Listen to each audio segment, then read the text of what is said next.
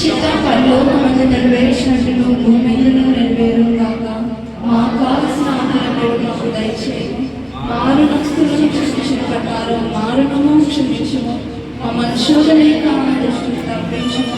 ఎందుకంటే రాజ్యము బలము మహిమ నిరంతరం నీవైనావు తండ్రి. ఆమేన్.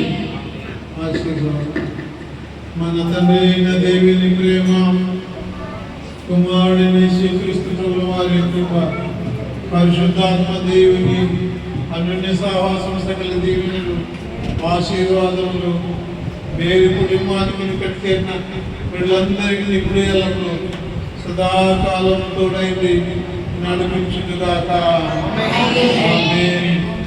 అందరికీ వందనాలండి. ఎవరైనా బాప్తిస్మం తీసుకున్న వాళ్ళంటే బాప్తిస్మం తీసుకున్న వాళ్ళని